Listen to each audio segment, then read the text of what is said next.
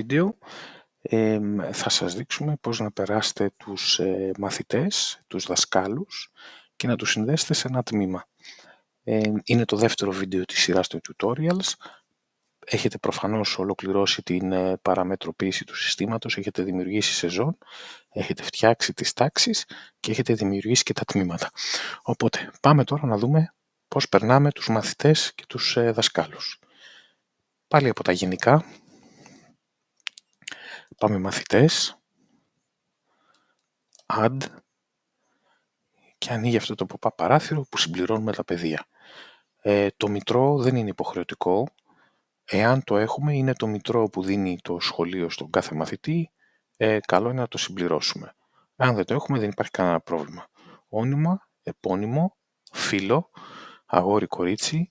Το φύλο έχει προσθεθεί γιατί πλέον υπάρχουν πάρα πολλά παιδιά από τρίτες χώρες, όπου τα ονόματά τους δεν είναι κατανοητό αν είναι αγόρι, κορίτσι, οπότε σε κάποια συνομιλία με τον γονέα σας βοηθάει να μπορείτε να απευθυνθείτε σωστά. Η ημερομηνία γέννησης επίσης δεν είναι υποχρεωτική, έχει προσθεθεί ώστε αν θέλετε να τηρείτε τα γενέθλια ενός παιδιού για να κάνετε κάποιο δώρο ή να ευχηθείτε, μπορείτε να περάσετε την ημερομηνία της γέννησης. Ο τύπος μαθητή όμως είναι υποχρεωτικός. Έχουμε μαθητής του σχολείου. Μαθητής του σχολείου είναι αυτός που φοιτά στο σχολείο και παρακολουθεί μια τάξη πρώτη δημοτικού τμήμα Α1. Αυτόν τον ορίζουμε ως μαθητή σχολείου.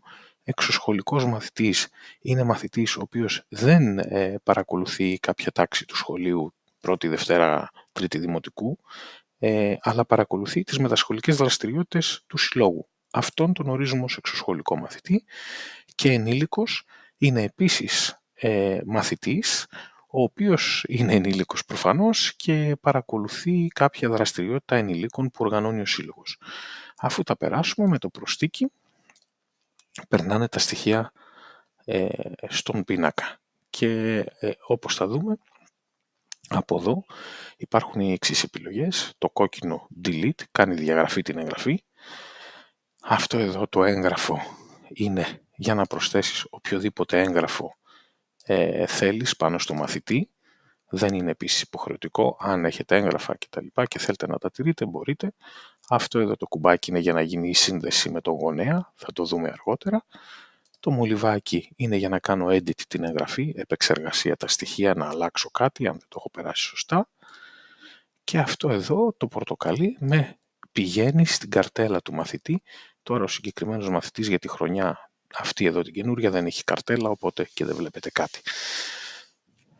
Πάμε να δούμε πώς περνάμε τους δασκάλους. Πάλι από γενικά, δάσκαλοι, πάλι με το πράσινο κουμπάκι, όνομα, επώνυμο, email, τηλέφωνο, κινητό, διεύθυνση. Αυτά εδώ τα πεδία πάντα θα τα σβήνετε, εάν έχουν έρθει τιμές. Καλό είναι να συμπληρώνετε το όνομα, επώνυμο, email και ένα κινητό. Το τηλέφωνο και η διεύθυνση δεν είναι υποχρεωτικά. Με προσθήκη περνάει το όνομα του καθηγητή, του εκπαιδευτικού τέλος πάντων, κάτω στον πίνακα και ξέρουμε ότι έχει γίνει η εγγραφή, το delete πάλι διαγραφή, το μολυβάκι για να κάνουμε την επεξεργασία.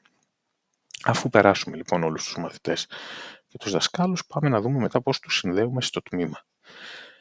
Επιστρέφουμε στο βασικό μενού. Να θυμάστε ότι το logo εδώ του School Society όταν το πατάμε μας επιστρέφει στο αρχικό μενού. Και πάμε εδώ πλέον στα τμήματα. Ναι, η σχολική αυτή χρονιά δεν έχω φτιάξει τμήματα, θα πάμε σε μια άλλη χρονιά.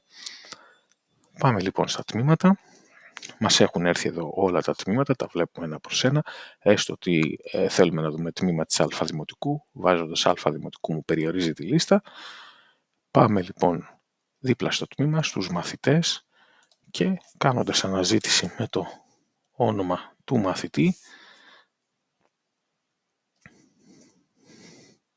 μας φέρνει από κάτω διάφορα αποτελέσματα.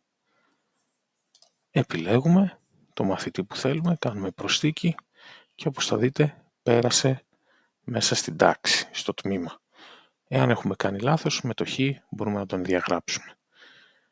Βγαίνοντας θα δείτε εδώ ότι μας λέει και πόσους μαθητές έχει το τμήμα αυτή τη στιγμή. Και έτσι προσθέτουμε τους μαθητές στο τμήμα.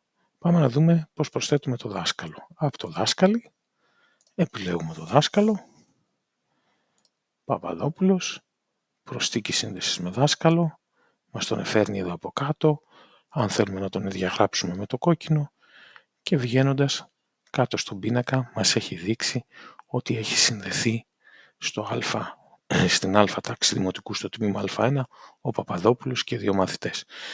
Θα προτείνουμε να κάνετε τις καταχωρήσεις ανά τμήμα, οπότε από το αρχείο που σας έχει δώσει το σχολείο θα βλέπετε έχω 12 μαθητές, οπότε τελειώνοντας εδώ πέρα τις εγγραφές σας θα δείτε ότι έχετε 12 μαθητές και θα ξέρετε ότι έχετε ολοκληρώσει. Αυτά λοιπόν για την συγκεκριμένη ενότητα. Συνοψίζω, δείξαμε πώς περνάμε μαθητές, δάσκαλους και πώς τους συνδέουμε σε ένα τμήμα.